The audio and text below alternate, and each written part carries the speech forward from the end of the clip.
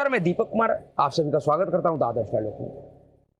दोस्तों, आज हम बात करेंगे बिहार में एक दलित महिला के साथ जो दरिंदगी हुआ है, जिसका खबर बहुत से कम लोगों के पास पहुंचा है, जो बिल्कुल गायब है, छोटे छोटे ब्रेकिंग न्यूज के तौर पे सिर्फ चला है।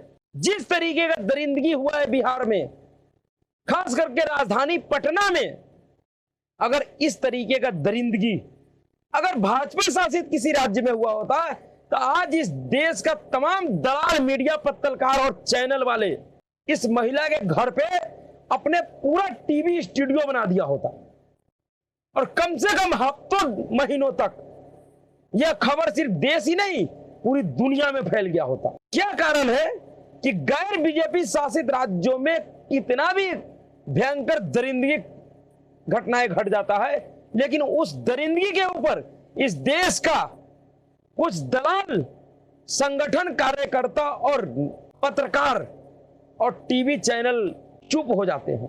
आज सवाल मेरा उन टीवी चैनलों वालों से, उन पत्रकारों से जो हाथरस में महीनों तक नंगा नाच कर रहा था, बिना खाए पिए, हाथ में माइक लेकर पुलिस से लड़ कर उस पीड़ित परिवार के घर तक जाकर रिपोर्टिंग करता था, खेतों में अपना डेरा जमाया हुआ था, दिन रात 24 आवर्स का प्रसारण किया जा रहा था, लाइव प्रसारण चलता था। आज वो मीडिया, वो पत्रकार कहां है? किस बिल में छुप गया है? या ये कहा जाए कि ये तमाम दलाल संस्था भाजपा शासित राज्यों के खिलाफ सुपारी लेकर बैठा हुआ है? क्या इनको अपराध सिर्फ भाजपा शासित राज्यों में दिखाई देती है? गैर बीजेपी शासित राज्यों में अपराध नहीं दिखाई देता है? मैं बिहार की इस घटना पे बिहार के उन 2-3 महापुरुषों से भी पूछना चाहता हूं, जो अपना पूरा जीवन कांग्रेसी नेताओं को तेल लगा लगा कर बिता दिया, उनका पूछ पकड़ पकड़ के बड़े बड़े मैग्सेसे अवार्ड पा लिया। इस बिहार के घटना पे उन्होंने क्या किया है? कितने सवाल अपने तेजस्वी यादव और नीतीश कुमार जी से पूछा है, जिनके घर पे बिहार का उप मुख्यमंत्री तेजस्वी यादव शोक मनाने जाते हैं, जिनके साथ बैठकर फोटो खिंचाने में अपने आप को गर्व महसूस करते हैं, जो अपने आप को छोड़कर दुनिया के सभी पत्रकारों को गोदी मीडिया बताते हैं, वो दलाल किस बिल में छुपा हुआ है?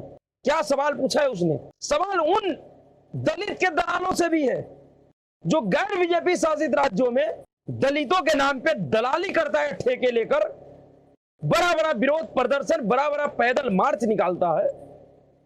आज बिहार के इस घटना पे सब के सब कहां मर गए हैं? क्यों नहीं आवाज उठ रही है? क्यों नहीं कोई धरना प्रदर्शन हो रहा है? और अगर इस बिहार में इस दरिंदगी भरे घटना का अगर पूरे देश के लोगों को पता नहीं चल रहा है, तो इसमें सबसे बड़ा फेलियर बिहार में बीजेपी के नेताओं का भी है। उनका निकम्मापन दिख रहा है कि इतने बड़े जघन्य अपराध को भी वो देश के सामने नहीं ला पा रहे हैं उस तरीके से, जिस तरीके से भाजपा शासित राज्यों में छोटे मोटे घटनाओं को भी इस देश का तमाम विपक्षी दल सिर्फ देश ही नहीं पूरे दुनिया के सामने लाकर रख देता है। कहीं ना कहीं बिहार बीजेपी के नेताओं का नाकामी है, ये निकम्मापन है उनका कि वह इस तरीके के महत्वपूर्ण घटनाओं को भी लोगों के सामने नहीं ला पाता है, देश के सामने नहीं ला पाता है, दुनिया के सामने तो बहुत दूर की बात है। घटना इतना जघन्य है जिसको बताने में भी लोगों को शर्म आता है। दरअसल जागरण न्यूज का, जागरण पेपर में छपा हुआ एक न्यूज है जो 25 सितंबर सोमवार का है, जिसमें पटना के एक गांव का खबर है, जिसमें सूदखोरों यानी ब्याज पे पैसा लगाने वाले लोगों ने एक महादलित महिलाओं के साथ वो दरिंदगी किया है, वो अमानवीयता किया है। जिस तरीके का अमानवीयता और दरिंदगी मध्य प्रदेश और मणिपुर में हुआ था। जी हां, मणिपुर की घटना आप सबको याद है ना, अभी का घटना है, मई महीने का घटना है। किस तरीके से उस घटना पर पूरे देश का विपक्षी दल पार्टियों का नेता और सांसद एक डेलीगेशन बना के मणिपुर गया था।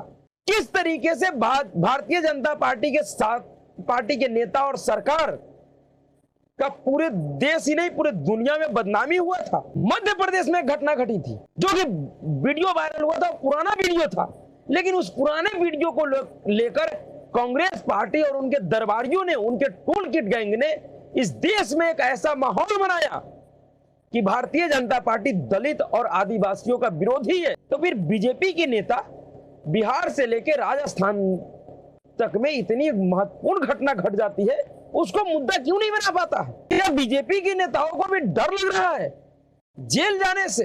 ये जो लाठीचार्ज हुआ है, उस लाठीचार्ज से डर रहे हैं कि दोबारा से फिर इस तरीके से मुझे पीटना नहीं है?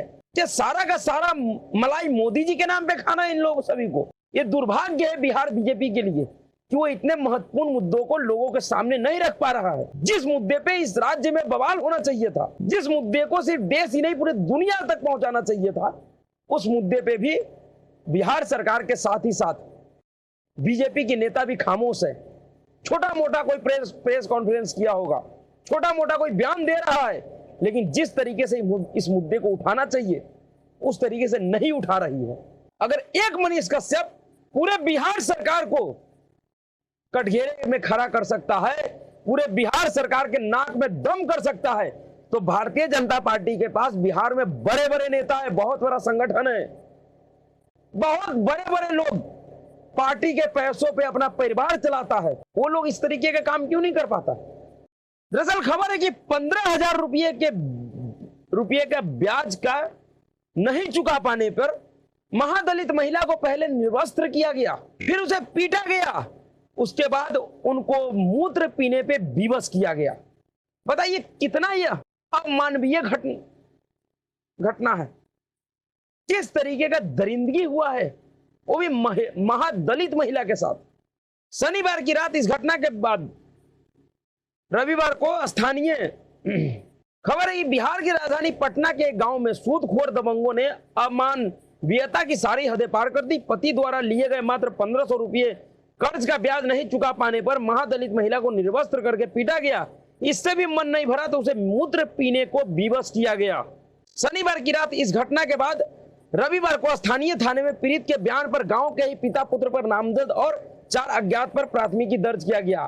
पीड़िता की ओर से खुसरूपुर थाने को दिए आवेदन के अनुसार शनिवार की रात 10 बजे जब वह घर से बाहर चापाकल से पानी लेने के लिए निकली, अचानक वहां प्रमोद सिंह और उनका बेटा अंशु कुमार आधम का गाली गलौज करते हुए उन्होंने कहा कि तुम्हारे पति को बंधक बना कर रखे हैं, चल कर मिल लो नहीं तो उसकी हत्या कर देंगे।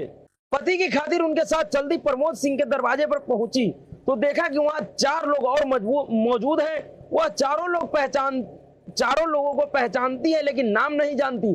सभी बदमाश मुझे देखते ही टूट पड़े और बुरी तरह से मारपीट कर जख्मी कर दिया, साथ ही निर्वस्त्र कर अमानवीय कृत्य किया।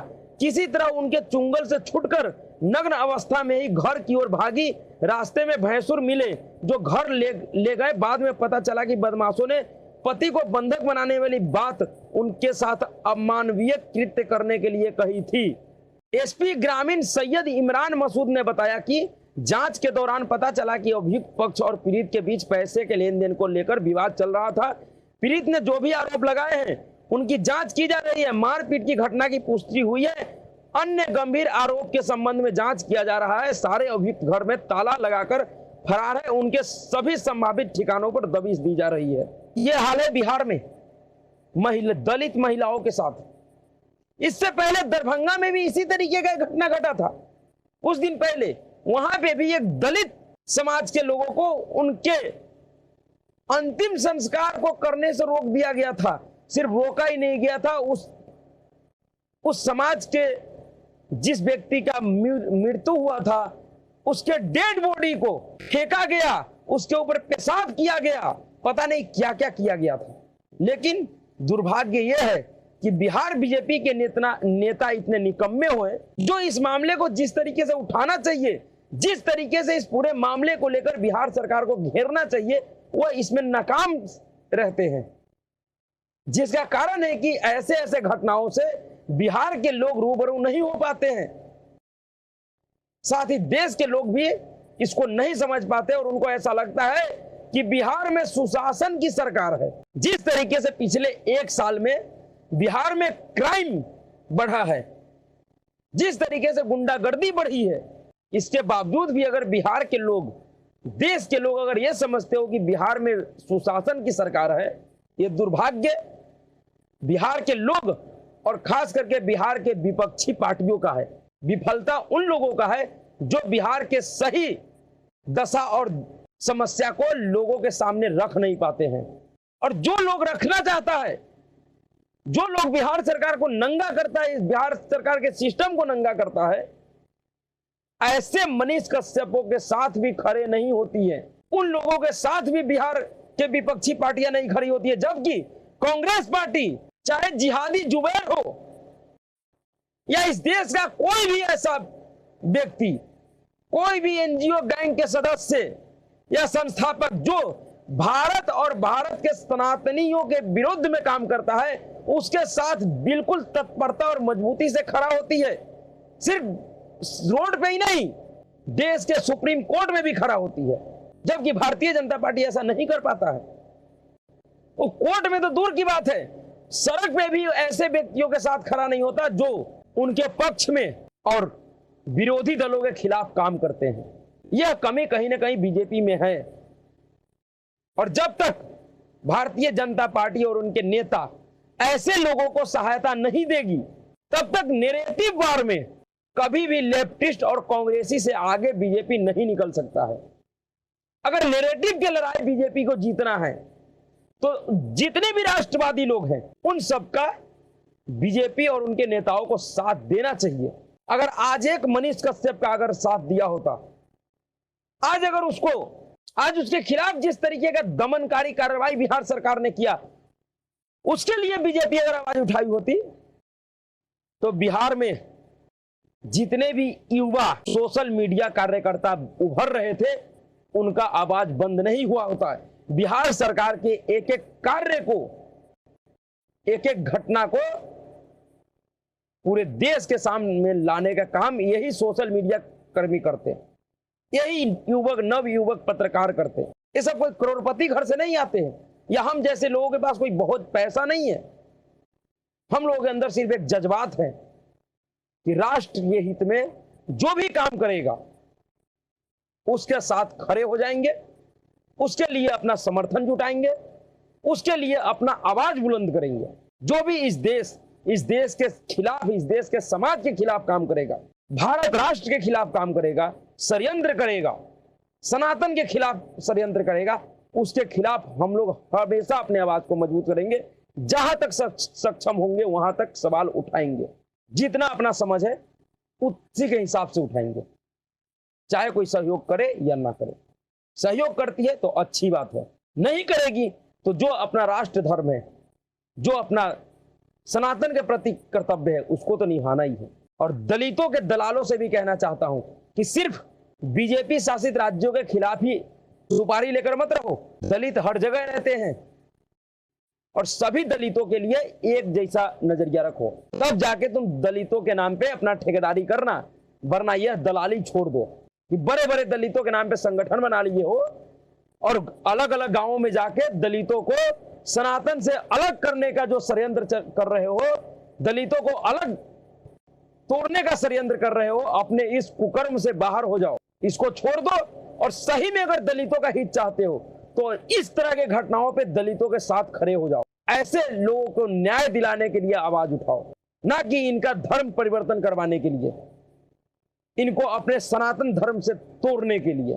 तो अभी के लिए इतना ही। अगर आपको वीडियो अच्छा लगा तो वीडियो को लाइक कीजिएगा, शेयर कीजिएगा और चैनल को सब्सक्राइब कीजिएगा। नमस्कार।